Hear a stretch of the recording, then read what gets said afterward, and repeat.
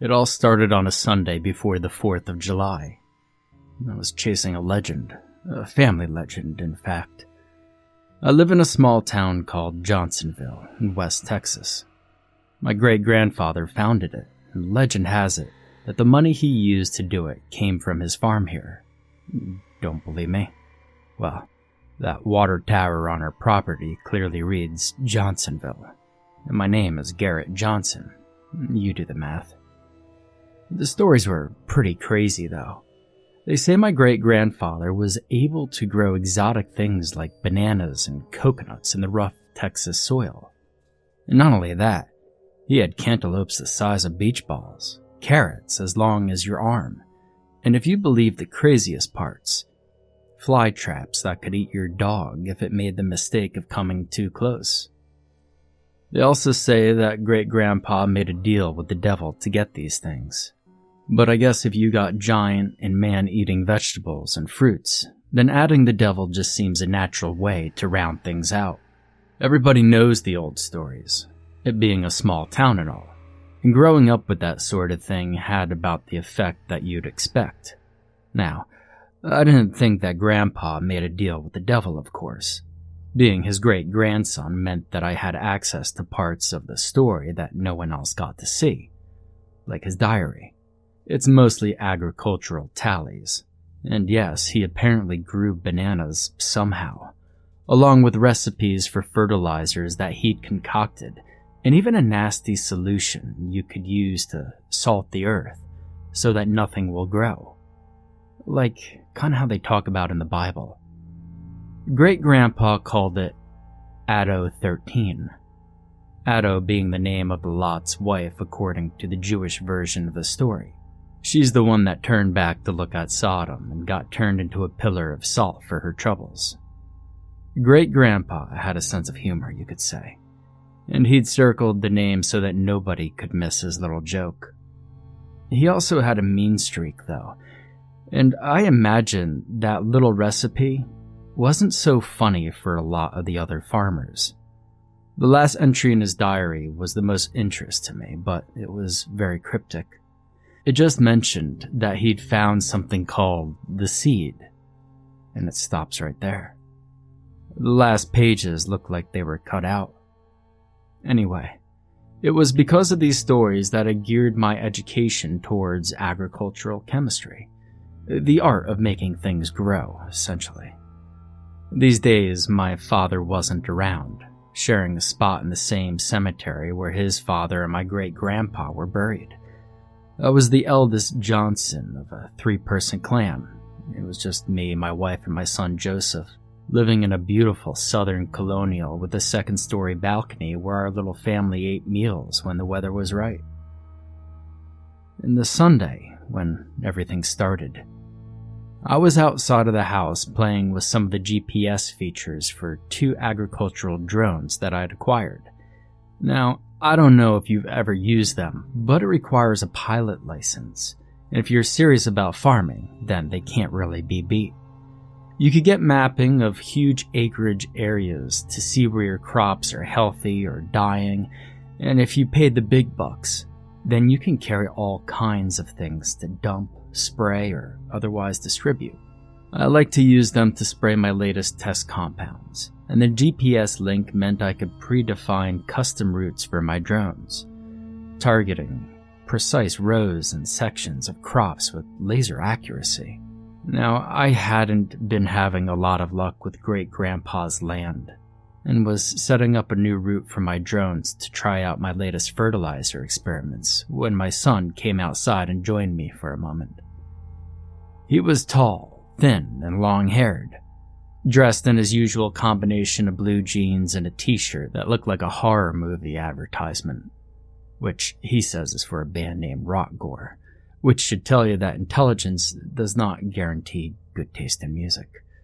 At the time, he had a triangle half-toast in his mouth and was looking at my GPS controller tablet with amusement. "You're planting a big middle finger right around spooky? Really?" he asked between crunchy mouthfuls. I gave my son a huge grin. "Well, what else are you going to use a $3,000 drone for?" He laughed. Spooky's our scarecrow. He's the only one in town with a sombrero, and I like to test around him because he's easy to find and because nothing seems to grow there at all. The results of Great-Grandpa's Atto 13 testing, I reckoned. Joe looked down at the ground for a moment and spoke, breaking me out of my reveries. Hey, I was thinking about making some rockets and Roman candles for Thursday. You mind if I use the lab? Now I have a large barn that I've converted into my very own mad scientist lab. It's my man cave, I guess you could say. And it even has a newly installed custom sunroof, which my Agra drones can open up remotely and land inside. Joe loves it, and I think sometimes he hangs out there more than I do. You'll blow your damn fingers off, I told him. Why don't you stick to sparklers? Come on, Dad. Sparklers are just for kids. Strontium for red color, magnesium for white. And don't miss breakfast, hotshot. Toast doesn't count, I said. Joe threw his hands down in frustration and said, Yeah, I got your toast, before storming his way over to the barn. He slammed the double doors behind him in perfect angry teen form. With the drones set on their amusing path for fertilizing and seeding, I went into the house to see what was for breakfast. Passing through the living room, I smelled something heavenly coming from the kitchen. I could make out bacon grease, onions, fried eggs, and peppers. Jenny, my wife, was making huevos rancheros. She smiled as I entered the kitchen and pointed at a cardboard box on the kitchen table. Can you move that to the floor and have a seat? I've got something you're gonna like, and I'll tell you after breakfast. A present, huh? Well, I like presents, I said, walking over and setting the box on the floor next to me.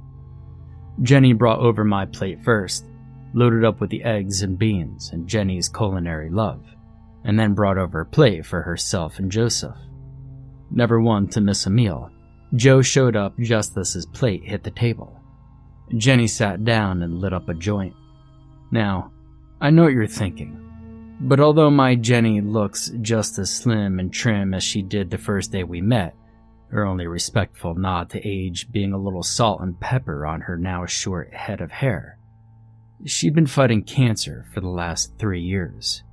Breast cancer, to be specific. She's winning, mind you, but the marijuana has been a welcome part of it. She says that it helps her to eat, and when you have as much land as we do, it's not hard to hide a patch or 3 of wacky tobacco, and I figured what the law doesn't know can't hurt them. Or us. Besides, I'd do anything for that woman.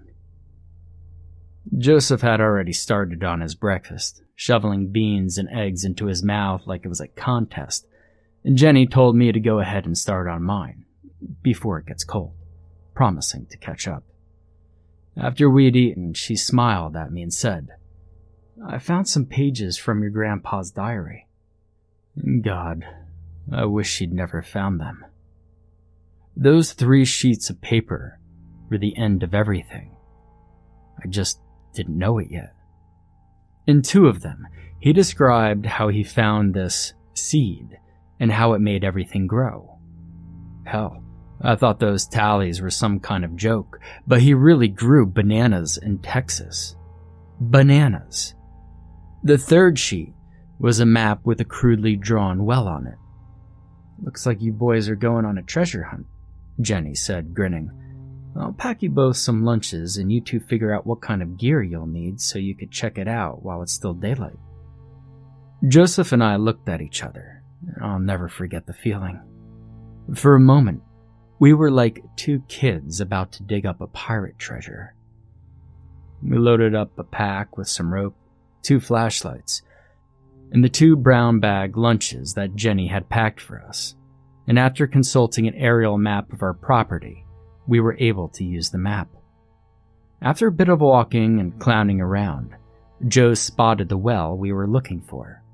It wasn't anything special, just a ring of stone with a round wooden cover on the top of it. I pulled it off, wiping some dust from it onto my pants. and we both looked down. It just looked like any other well. Joe had picked up a rock and lobbed it down. It splashed, and I looked at Joseph nervously as I thought about the broken back I'd be explaining at the hospital later. "I'll go first, Dad," he said. "You could lower me down. That way we aren't risking, breaking the rope." "Hey," I exclaimed, although secretly relieved. "That paracord we packed is rated for 1,200 pounds, Weisenheimer." Joseph snickered and continued. Okay, but I really should go first." In for a penny, in for a pound, I thought. I took some rope out of the sack and began knotting it every few feet, before securing it to a nearby tree. It was knotty and ugly, but it looked like it would hold. Joseph tied the other end of the rope to himself and knotted it through his belt for extra security, hopping up on the well's edge, dangling his feet into the darkness. "Hey," I began. "Come on, Dad, let's see what's inside." I lowered Joseph down into the darkness until he asked me to stop. "Give me a few feet of slack on the count of 3, he said. I said okay, and then he did the damnedest thing. Kicking against the wall, he pushed himself outward a little before I released a few feet of rope, and the result was Joseph going out, down, and then swinging inside of the well. "Come on down," he said. "You can't see, but there's a hole." I looped a little rope in my hand after giving a test pull on it to make sure it was firm on that tree, and began lowering myself down. About 15 feet down, I saw Joe behind me, framed in an oval opening of the well that I hadn't seen from above. I kicked against the side of the well, and he grabbed me, pulling me into the tunnel. Now, I'm not sure what I expected, but what I saw was amazing. The tunnel was carved from solid rock, with steps going down into the darkness.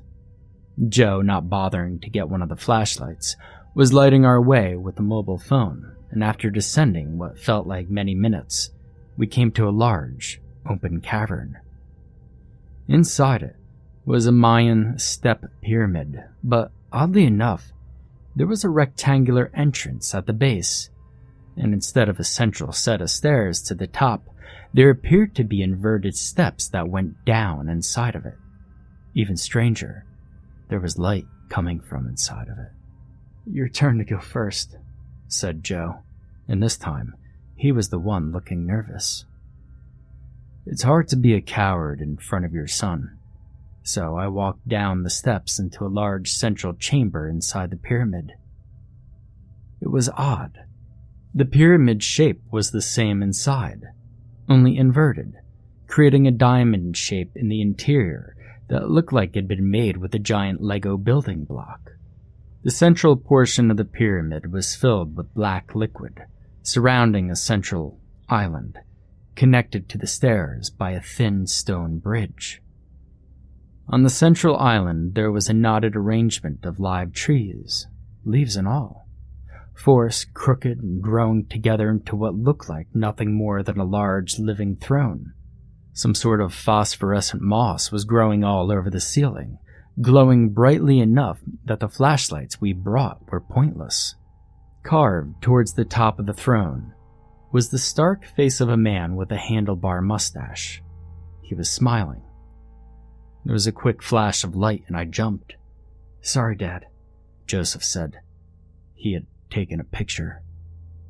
I felt sick to my stomach but proceeded down to the bridge because I had to. I'd seen what was on the throne. The seed. Oval-shaped, the seed appeared to be a shiny black stone, lovingly polished. I think it was comprised of jet, and look back at it now, it makes sense. Jet is compressed wood, after all. Anyway, to make a long story shorter, we went back home with the seed. It was getting dark as we walked back home, but we grabbed the spade and we planted it together, Joe and I. Now I know we should have let Jenny see it first, but we felt compelled, I guess you could say. We put it in front of my test patch, in front of Spooky. As the sky darkened, I noticed that the clouds had gathered and a light rain had begun. I saw a helicopter pass.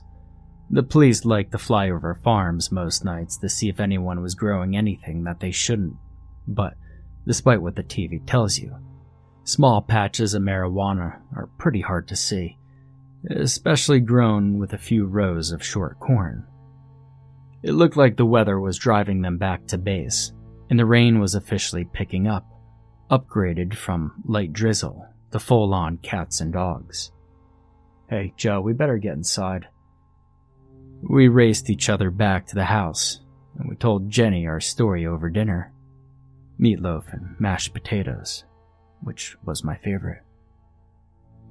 That night, I had a dream. I was walking through some of the wheat in the heavy rain, heading for the spot where we'd planted it. I saw Spooky on his crossed poles, situated in the center of a circular pit. As I watched, water began pooling from beside the pit and rushing into it, filling it quickly. Then there was an enormous splash of mud and water, and the seed came up again, cocooned at the base by sickly green tendrils and looking like a tulip bulb. The jet bulb began to melt downward, revealing the smiling face of the man I'd seen before in the carving. The rain cleared almost instantly, following the eruption of the seed, and in the moonlight, I could see it. Well, him. Clearly. It was a head. A living head. With a handlebar mustache and the skin with the complexion of a rotten olive, in dark contrast with its full red lips. It opened its eyes and smiled at me. Then it spoke in a voice that sounded both gravely yet childlike in its enthusiasm. "Everything will grow," it said. "Everything will grow. You will give me the first, and everything will grow." I woke up with a start, breathing heavily on my side of the bed, a warm wetness that was already starting to get colder, courtesy of central air conditioning, reminded me that it was just a dream. Jenny hadn't budged, and so I got out of bed, embarrassed, and changed my clothes. I decided to sleep on the couch and to explain my bedwetting in the morning. I woke up early the next morning and immediately went to check in on Joseph. Jenny was sleeping in. Joe wasn't in his room, but his computer was on, and I saw what was on it. The face, like one from my dreams, was attached to a Wikipedia entry. Curious, I gave it a cursory read. The text described it as a Mayan deity called Maximon. Some sort of fertility and agricultural god that became San Simon when the Catholics couldn't get the locals to stop worshipping him. They have a shrine to him in many churches, apparently, where he's wearing a hat and has a cigar in his mouth. The legends about him were contrary, some stating that he helps those in need, including criminals, but others say that he was a trickster spirit made when some villagers in need of protections carved him from wood. When his mischief was too much, the villagers tore off his arms and legs to make him behave. What the hell? I said to myself. I thought about my dream, and then my panic for Joseph flooded back into me. Running downstairs and out of the front door, I started heading for Spooky with my heart in my stomach. It was like running in a dream again. The transformation of the farm was uncanny. Everywhere I'd planted, all the wheat, short corn, and even Jenny's personal garden seemed to have been swapped out with giant vegetation.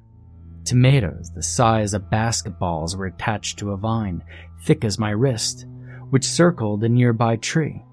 Carrot tops poked up like spikes set in a Vietnamese pit trap. Even the sunflowers were affected, ringed wide like yellow tires. I ran to the place where I planted the seed and saw something I'll never be able to unsee. In front of the scarecrow lay Joseph. His head was intact, but this was the only part of him which had not been stripped.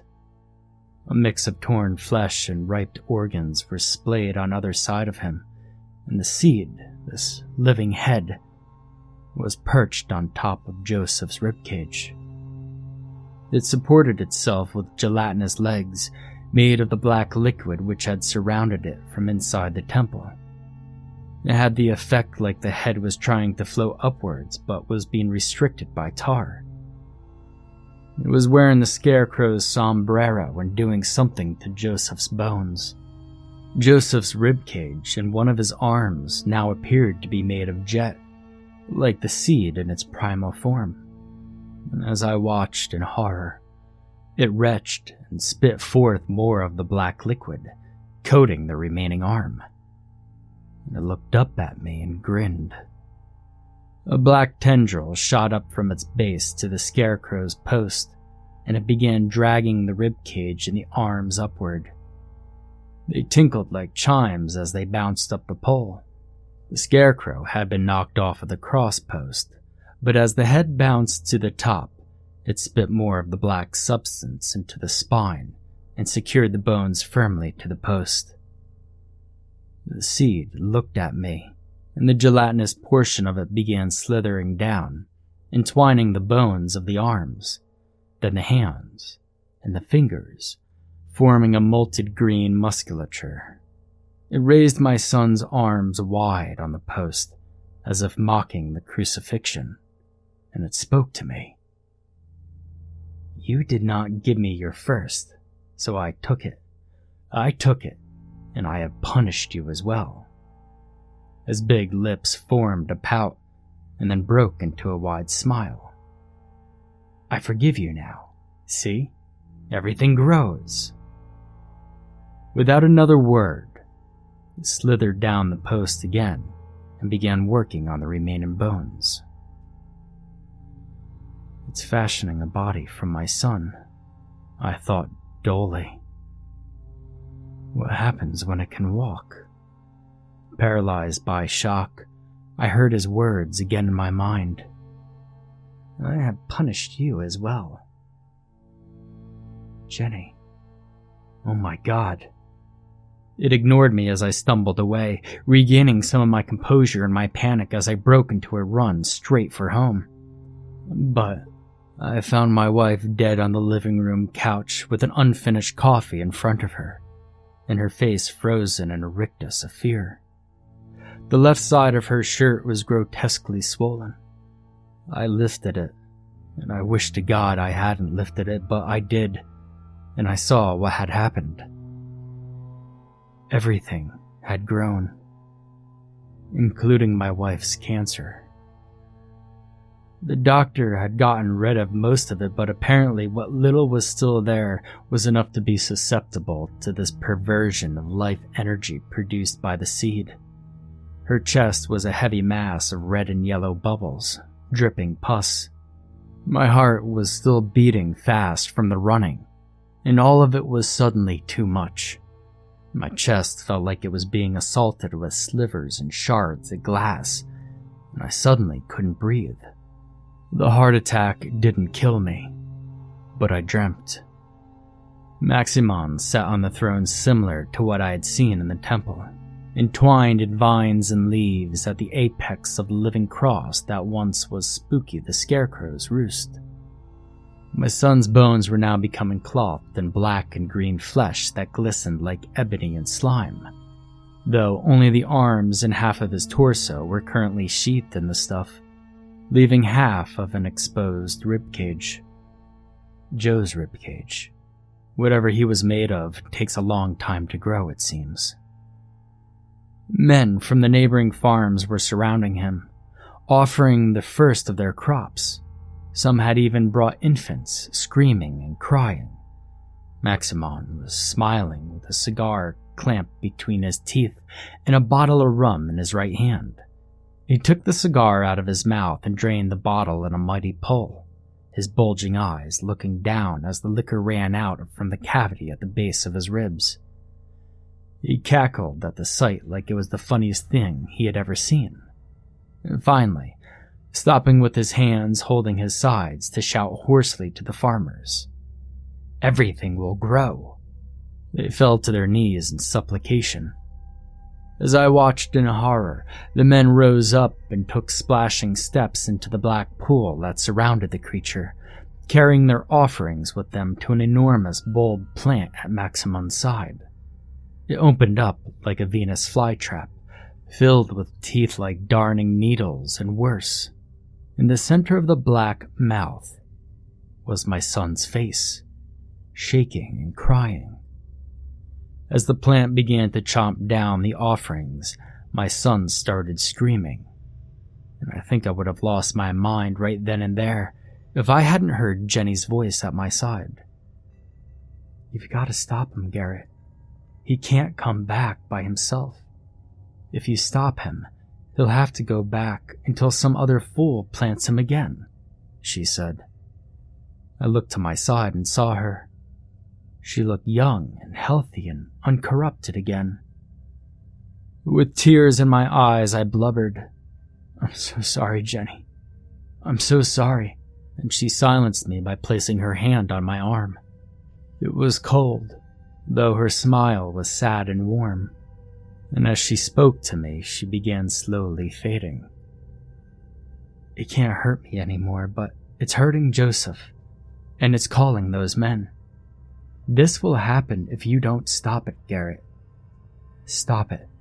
Save our son." I woke up on the living room floor, feeling weak.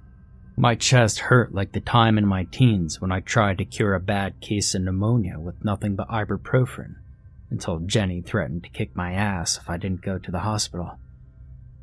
I think she did the same thing that evening, coming back from that heart attack the way I did. I needed to get help if I was going to kill this thing and save whatever was left out there of my son. I tried the phone, but it was no good.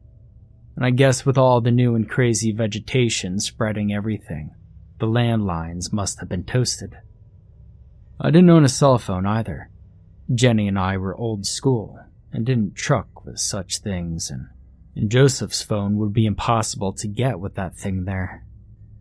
I grabbed the keys to my truck and went outside. I'd apparently spent a lot of time on that floor because it was nighttime already. I ran from my truck and stopped abruptly.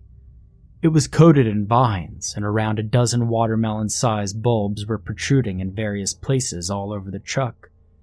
As if they sensed my approach, a number of them opened up and began a frenzied snapping in my direction. Shit. What about my lab? I ran in and grabbed the flashlight out of one of the kitchen drawers that we kept for power emergencies. Running back out and keeping my distance from the truck, I shined a beam at the barn, which housed all of my chemistry experiments. Vines were growing on it, and there were bulbs there as well. And I got an idea. I ran upstairs to my bedroom to get my drone remote. The tablet worked like a phone, in that it used GPS. But it was proprietary and never designed for making phone calls. Calling wasn't what I wanted, though. Running downstairs, I went into Joe's room and got the sack we used at the well, tossing the drone remote inside and going out with my flashlight. I ran to the side of the barn and had my first genuinely good luck. The ladder I'd propped up on the side of it when I had the sunroof installed was still in place. I'd forgotten to put it away. Instead, spending the rest of that evening landing and launching my drones through the new electric roof. I made my way inside the building and looked up, shining my flashlight to get a better view. Only one of the bulbs looked like it might have a chance to get me, and it was close to the top, but I figured I had to risk it. I started climbing the ladder slowly, hoping as I got closer to the thing that it wouldn't notice me, and I'd make it to the roof without being pushed off and getting a shattered spine from my troubles. As I crept up, nearing the top, the bulb remained still, seeming not to notice me, until it suddenly came to violent life and began thrashing about. The position of the bulb nudged the ladder slightly to the left, and in a panic, I stomped and scrambled and climbed, making it to the roof before the ladder flew backwards and landed with a clatter below. Shaking, I climbed the shingles to where the sunroof was installed, unslinging Joe's pack and pulling out the drone remote.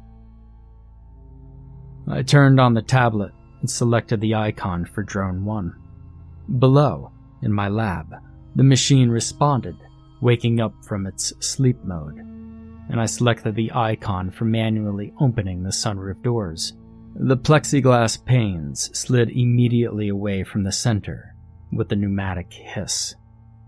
It was about a 20-foot drop down to the floor, and while I had a rope in my pack, there was nothing to tie it to.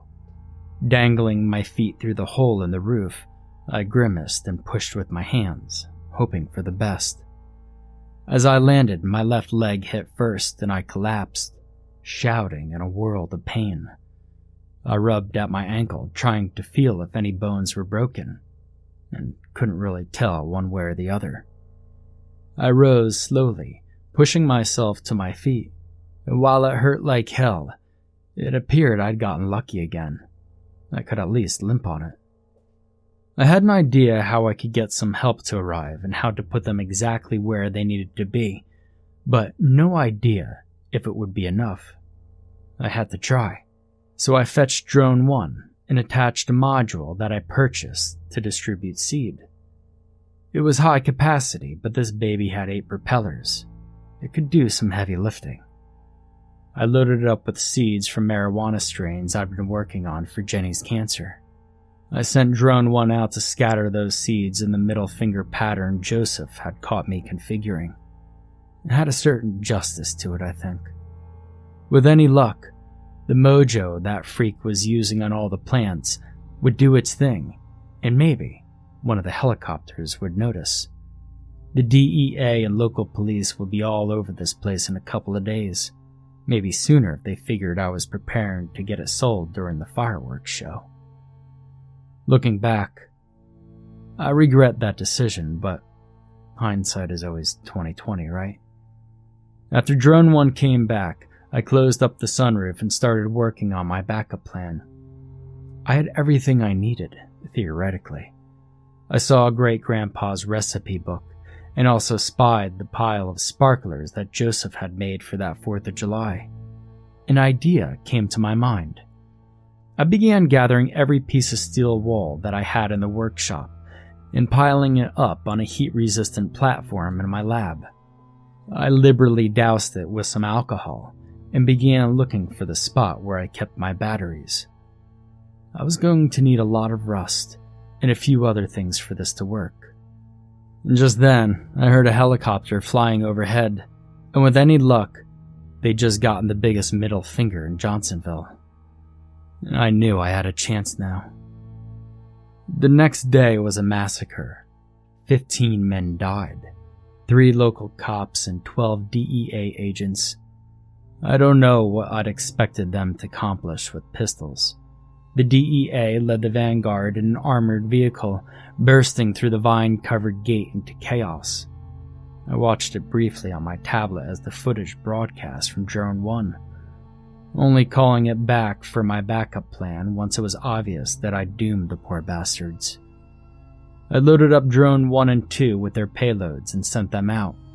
Grabbing a blowtorch, I proceeded to cut open the barn doors so that I could limp over to this beast, severing one of the bulbs from its lifeline and kicking it away as it twitched and snapped in its death throes.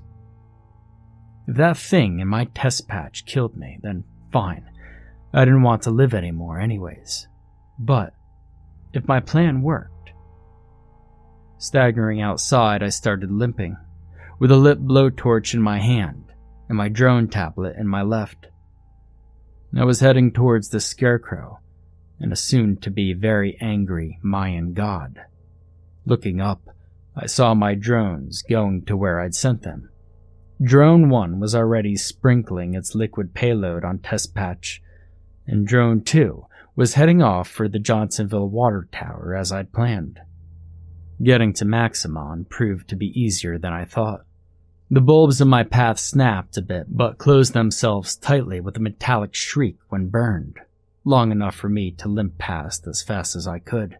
When I made it to the point I'd marked on my GPS synchronized map, I stopped at what I hoped was the very edge of the location that I'd ordered the drone to soak. I knelt down, pushing the blowtorch slowly forward, the grass blackening in a thin line in front of the torch.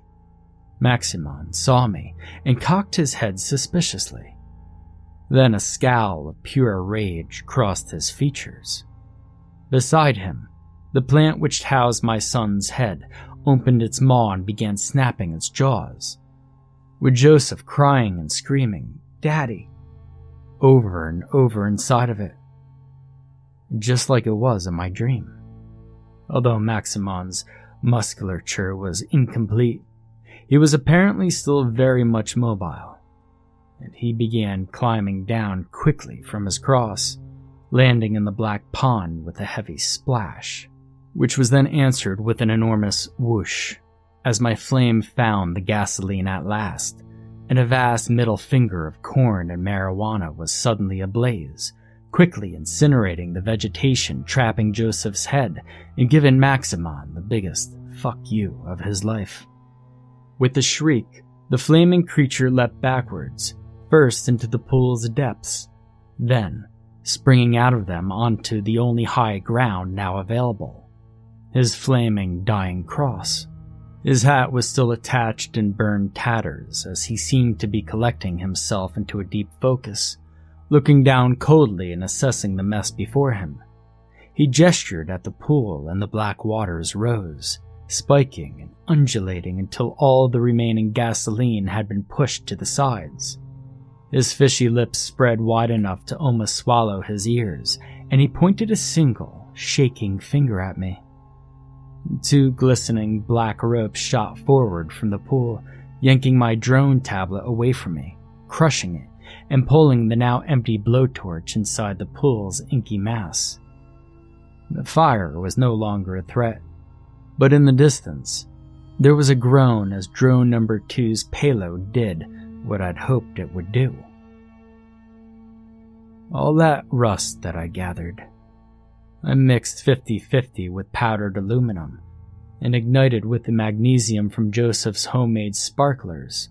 The drone's payload of thermite burned through the steel at the top of the tower and continued to burn, despite all the water, until it sank low enough to continue its fiery descent through and out of the bottom of it. I'd stacked a present on top of that thermite bucket for the creature, insulating it as best as I could while still guaranteeing dispersal if it wasn't accidentally incinerated. My luck had apparently held, and this second payload of Great-Grandpa's Atto-13 made it safely into the tank. The intense heat from the thermite reaction served to wildly agitate the water, mixing the payload as best as I could hope for. And 1.5 million gallons of the town's backup water supply began spraying like a fire hose out of the new hole at its base. It's the gravity, you see. That's why they placed those towers so high. Water pressure. And as the flooding began, the effect on the supercharged plants was instantaneous. They began blackening as their hungry roots pulled in the chemicals Great-Grandpa used to crush his competition. Maximon's cross was no exception. The vines on the pole darkened as they pulled in tainted water and carried it to the flesh that had started to form on Joseph's bones.